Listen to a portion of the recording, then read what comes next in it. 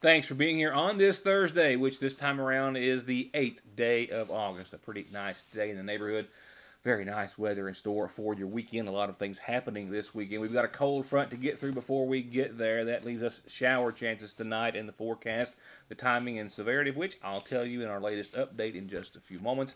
I have the latest update on efforts to raise $2,500 to unlock another $2,500 to purchase a very important piece of life-saving equipment locally. I've got a big snake story for you tonight, a scary snake story for myself if you're like me. A lot of other weather and information to talk about, a calendar announcement or two, of course, and an update on Community Day, which is 1 week from this Saturday, and a whole lot of other things to talk about before I leave you for the weekend. Sadly, we've learned of the tragic death of a young man in Breathitt County at the age of 21. We've learned that Travis Armstrong died in a dirt bike accident this week in the Wolverine area. The Kentucky State Police report says he was riding on Highway 31 at 93, and while doing so, his motorcycle collided with a commercial vehicle. We know that the young man, Travis Armstrong, 21, once again, of Breathitt County, was pronounced dead at the scene. And as we were told to expect, Vice President Mike Pence was in eastern Kentucky earlier today. He was not alone. Alongside him, Governor Matt Bevin, the Secretary of the U.S. Department of Health and Human Services, Alex Azar, Congressman Hal Rogers was also in attendance. The short of it, they were there to talk about the opioid crisis, their response to it on the state and federal level, and in doing so, Vice President Pence announced more than $9 million in grant funds from the U.S. Department of Health and Human Services to go towards the opioid crisis in Kentucky, the fight against it as well. Among those millions of dollars, there's $750,000 to be spent at the University of Pikeville for training, another grant or grants totaling $167,000 for prevention services. That will be at other universities, Eastern Kentucky University and Kentucky-based Grace Community Health Center. That's nearly $170,000 to each of those schools or organizations. Altogether, grants totaling right at $9 million. Well, in the aftermath of the shootings, which have forever left a mark and scarred our country in El Paso and Dayton, there's been a few things that have taken place. One to prevent, one to shield such events or injuries. There is a group of Kentucky lawmakers who have announced that they are putting together legislation, and they've actually been working on this for quite some time, but it's seeing new light, if you will, in lieu of the shootings in El Paso and Dayton. But these Kentucky legislators, lawmakers, are putting together legislation that would go to give family members, or anyone for that matter, the ability to sign a petition, to petition police to take guns away or keep guns away from people who would be deemed a threat by those who knew them the best or who were closest to them.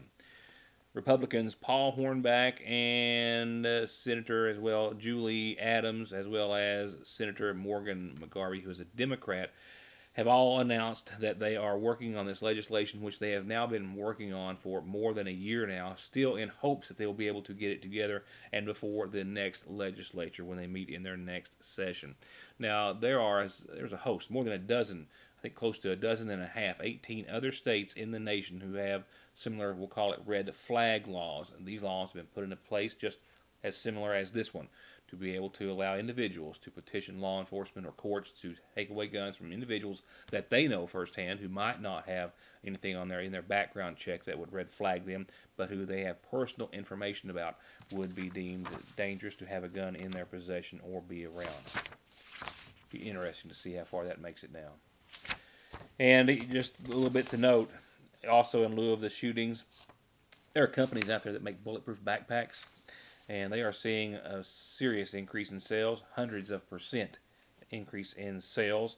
There's one called Bullet Blocker, Tuffy Packs, Guard Dog Security. Many of these take existing popular backpacks such as JanSport, which most everyone, certainly high school and college kids, are familiar with, and then they place in them small but very effective bulletproof armor, small plates in them, and they put them on the market for anywhere from $160 to $490. Increased sales have increased, doubled or tripled for those companies in just the past couple of days. They say they also see a big increase every school year, as of course we continue to see mass shootings like the recent ones every year. I've got our local headlines. They'll be right up after a local message or two. Let these folks know you're watching every chance you get. A little of what's new at Parkway Gun and Pawn. A big selection of hunting, bowie knives, some to use, some to collect, or both, starting as low as $14.99 a piece. Hey gamers, while they last, they just got in 2 PS4 Pro editions in perfect condition. And as new, still in the packaging, big flat screens at big discounts. A new selection of kitchen gear and appliances, and even a new in-the-box 30-gallon electric hot water heater. You never know what you're going to save on, but you're always going to save at Parkway Gun and Pawn. If you've never seen what's inside the seasonal shop, you've never seen anything like it. And if you have seen what's inside the seasonal shop, you've never seen it like this. From all the styles of pillows, dishware, bedding, and wall hangings, it's full of beautiful home decor. And there are frames for anyone and any occasion. There are neat and unique ways to design and do it yourself. There are flowers too perfect to be real. And from expecting moms to newborns, toddlers, teens, and adults, the fashions and designs and jewelry are simply endless and always changing at Frazier's Prater Drugs Seasonal Shop. Healthcare and Hope Family Medical Center are proud to announce the newest addition to their staff and team of over 200 dedicated employees and medical professionals. Podiatrist Dr. Cheryl Stalder Cheney has joined Big Sandy Healthcare at the Hope Family Podiatry Center in Sagersville on Beriah Boulevard, just a couple of doors up from the least famous recipe. For anything minor or serious foot or ankle related, Dr. Stalder Cheney is now accepting new patients at Hope Family Podiatry Center in Sagersville. Getting the best deal on the best tires with the best service has never been easier. Just log on to conleytire.net, check out the latest rebates, sales, and promotions, pick out the tires you want, and email, call, or come by for huge savings from the family who's been proudly serving the area for over 32 years. Conley Tire in Staffordsville, 297-2424. Appalachian Wireless has a question for you. Would you rather pay $650 or $66 for a smartphone? If you think this answer is simple, then the Appalachian Advantage plan is for you. Pay less upfront for today's hottest smartphones, and then pay just a few dollars more every month on the monthly bill. Many smartphones are $5 a month or less after you factor in the $20 discount from the Advantage plan compared to the contract offering. Better service, bigger savings. That's today's Appalachian Wireless. Payment agreement required. See store for details. Just like that, we've jumped into the spring allergy season with all the buds and blooms, tree and grass pollen, mold, and all the nasal congestion, sneezing, itchy nose and eyes and throat that they cause. Don't get caught off guard. Protect yourself daily with a quick trip to Parkway Pharmacy for over-the-counter and prescription relief. And you can always log into parkwaypharmacy.com to have your prescriptions ready when you get there at Parkway Pharmacy in Sagersville. As I referred to a few weeks ago, we are awaiting some information in regards to the audits to be released for the Magoffin County Sheriff's Department in regards to a report on financial situations that the Sheriff of Magoffin County said put him in a position to where he had to lay off deputies, several down to 2, I think, for the Magoffin County Sheriff's Department, leaving the county without any coverage countywide from the Sheriff's Department throughout the evening hours, as I understand it, which is still the case. One important part of that will be the audit, which is to be released by the state auditor. I do know that the exit audit, if you will, or exit conference per those audits, which is a standard procedure, has been held this week. I don't have a timeline, but we do expect the audits for the past several years, I think going back to 2014, if I'm not mistaken, or 15, which was the last year an audit has been released for the Magoffin County Sheriff's Department, to be made public in the next few weeks. And after we receive that information, we'll start to compile a complete report here on Your News Today and in the Sagersville Independent. Here's the latest update. It's still an ongoing plea to help get some more money. Sadly, you always have to ask for money and donations just to survive, but that's, of course, the life of the Magoffin County Rescue Squad. But with a few more donations since I saw you last, or since I brought you Carter Conley last, the update now contains the information that the Magoffin County Rescue Squad is closer to meeting a promised match that would allow them, or us, to purchase a thermal camera-equipped drone, the likes of which would have already proven to be useful in many search and rescues. We have a $2,500 match that if we can raise another $2,500. Right now we're at about $1,500, and so we're asking for some more support for that other $1,000 to make that 25. Then we'll get the 25 matching. So, you know, we've had some $5, $100, $10 donations. So, you know, every dollar counts. But if you've got a few extra dollars, we can get a lesser drone with a sensitivity imaging of 320.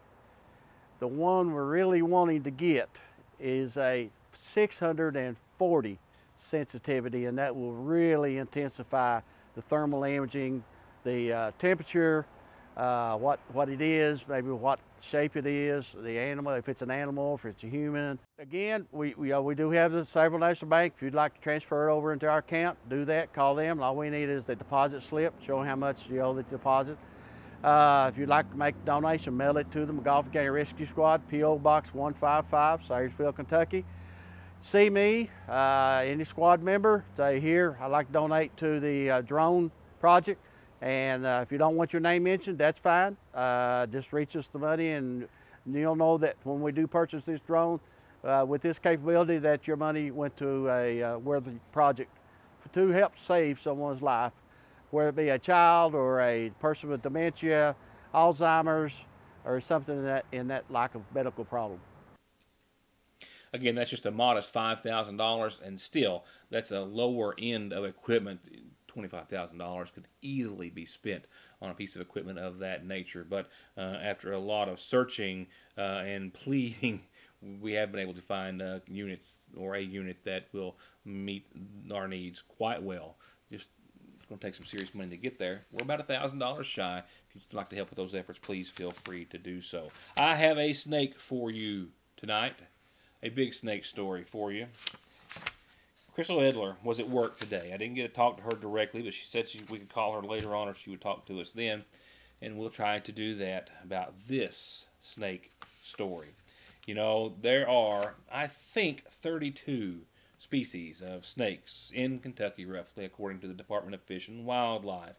They range anywhere from the tiny 7-inch worm snake all the way to a 6-foot black rat snake. 32 different kinds.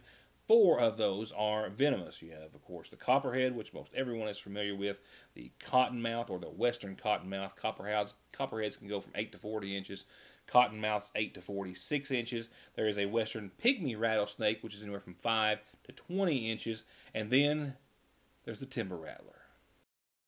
Like this one, which measured in at a whopping 48 inches.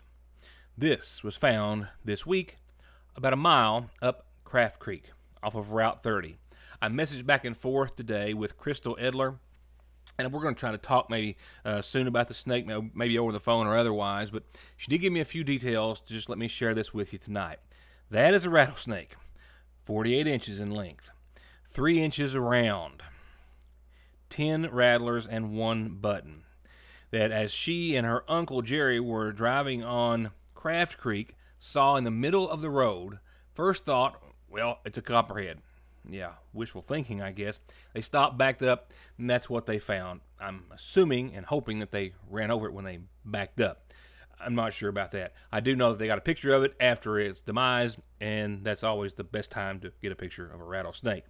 Nevertheless, this is the biggest rattlesnake she's ever seen, but she's seen them before in this part of the county. Actually, the last one, when she was a little girl picking blackberries with her grandmother, nothing close to this size. Nothing at all close to this size. Shocked and amazed is a good way to put it. If you've got any other stories like this you want to share, please do. We'll reach out to Crystal, see if she's got more to share with this one. But yes, that is a rattlesnake coming in at 48 inches, found here in McGoffin County, crossing the road for its last time.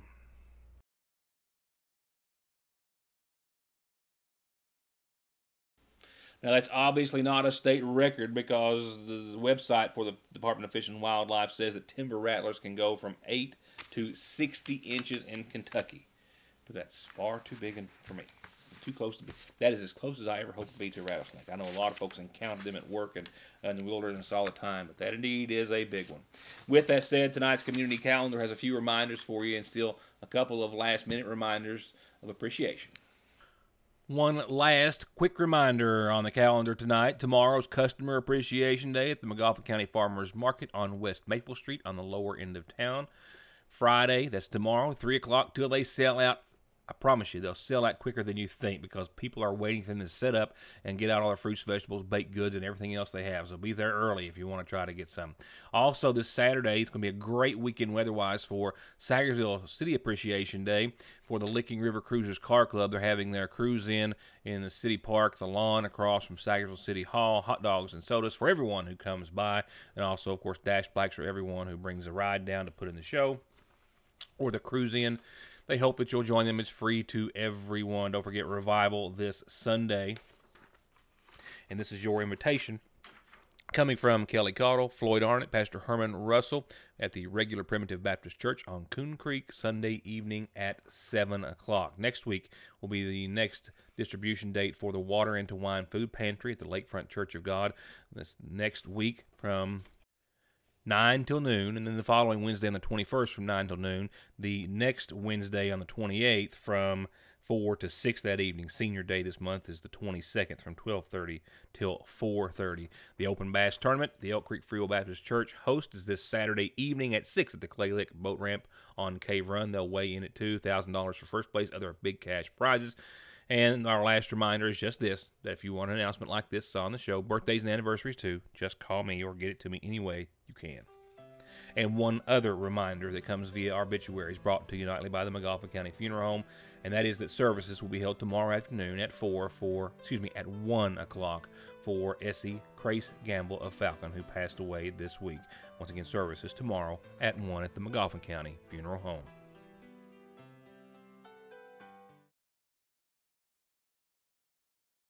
Here's another great coupon deal from your Sagersville Lees. Clip this coupon out of this week's edition of the Sagersville Independent, and you get not 1, 2, but $3 off any family pack. That's 8, 12, 16, or 20-piece meal deals. Take $3 off just by clipping the coupon, which you can also pick up in the papers available at Lee's Famous Recipe. It's a win-win at your Sagersville Lee's Famous Recipe. I'm Bill Tinker. I've spent the past 19 years defending insurance companies in car crashes, truck crashes, and slip and falls. Are you involved in a case like that? Is the insurance company giving you the runaround about your medical bills, your benefits, or your lost wages? Contact me at McFarland Tinker Law Office. With our combined experience of over 58 years, we're here ready to work for you. It's time to see what a great time just $10 can get you while you help out a lot of amazing organizations. It's time for the 16th annual Magoffin County Community Day, featuring Russell Moore and Third Time Out, Ralph Stanley II and the Clinch Mountain Boys, Hammertown, Blue Highway, Nathan and Chessie Arnott Band, Route 1081, Terry Miller and Traveler, plus the Project Echo Kids and a special performance by Waylon Bays. And of course, more food, fun, games, and prizes than you can stand. And not only does your $10 get you in, but it also gets you entered to win this Ford Fusion to be given away that night. And kids under 12 get in free at the 16th annual Magoffin County Community Day, Saturday, August the 17th, all starting at 10 a.m. Did you know that with the IGA Personal Rewards Card, real people are getting really big discounts on gas? Just sign up at IGA, and from then on, for every $50 you spend on groceries, you get anywhere from 5 to 25 cents off on each gallon of gas you buy at VIP Fuels on the Parkway. This customer saved $1.75 a gallon, and some have paid only 10 cents a gallon for 15 gallons of gas. And it's quick because your points stack up. And most weeks, IGA has double, triple, or even 5 times the points. And they'll give you another 10 cents off every time you share your receipt on the IGA Facebook page showing you've saved. From brakes, exhaust, suspension, fluid changes, to expert collision and auto body, to turning your 4x4 or diesel from mild to wild, get real auto maintenance, paint, and repair at Black Smoke Performance in Dixie of Sagersville. 349-8785. We'll wrap it up tonight with a couple of stories weather-wise. The first, if you're planning on traveling, or if you just have some folks who live in that part of the world and want to keep track, well, it could be more active than ever. You know, when we first started to hear about El Nino, it doesn't necessarily sound like a good thing. And in some ways, El Nino has been. And now that it's pulling out, so to speak, it's opening the door for what might be a more so active hurricane season. Forecasters monitoring oceanic and atmospheric patterns say that conditions are now more favorable for above normal hurricane activity since El Nino has now ended. 2 named storms have already formed so far this year, and the peak months of the hurricane season, August through October, are just now underway. Seasonal forecasters with NOAA's Climate Prediction Center have increased the likelihood of an above-normal Atlantic hurricane season to 45%, up from the 30% that they had in the outlook issued back in May. The number of predicted storms is also greater, with NOAA now predicting 10 to 17 named storms. That's winds of 39 miles per hour or greater, of which 5 to 9 will become hurricanes with winds 74 miles per hour or greater, including 2 to 4 major hurricanes with winds of 111 miles per hour or greater. This updated outlook is for the entire 6-month hurricane season, which officially ends on November the 30th. Jerry Bell, a Ph.D., lead seasonal hurricane forecaster at NOAA's Climate Prediction Center, says that NOAA is also announcing today that the current El Nino in the Pacific Ocean has ended and neutral conditions have returned. And this evolution, combined with the mere conducive conditions associated with the ongoing high-activity era for Atlantic hurricanes that began in 1995, increases the likelihood of above-normal activity this year. On average, the Atlantic hurricane season produces 12 named storms, of which 6 become hurricanes, including 3 major hurricanes. Their hurricane season outlook is for overall seasonal activity and is not a landfall forecast. Landfalls are largely determined by a short-term weather pattern, which are only predictable within a week of the storm, potentially reaching a coastline. As for the names that you'll be hearing the rest of this season, well, they are, as they are every year, selected by the World Meteorological Association or organization.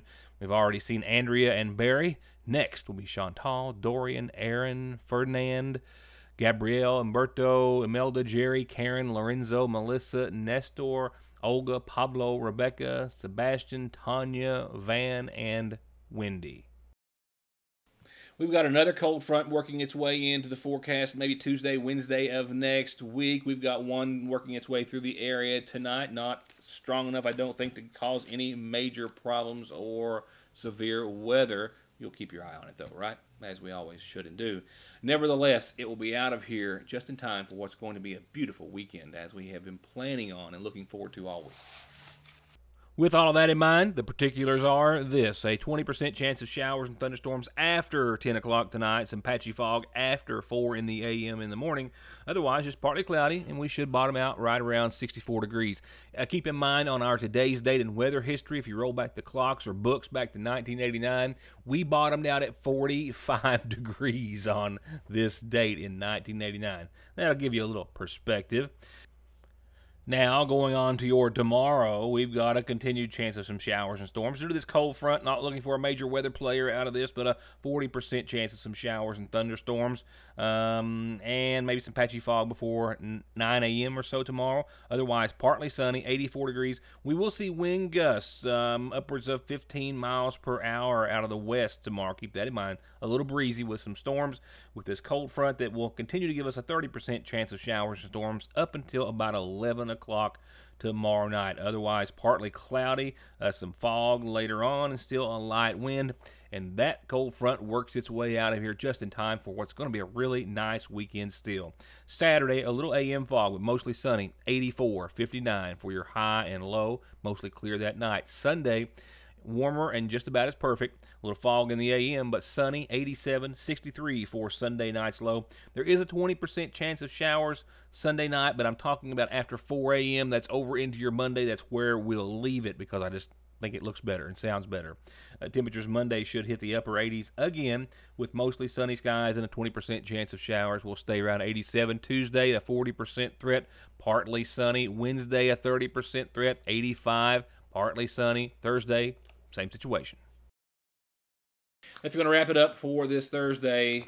Hope to see you back here tomorrow night, wrapping up this week of August, this first week of August. See you then. Good night, and thanks for watching.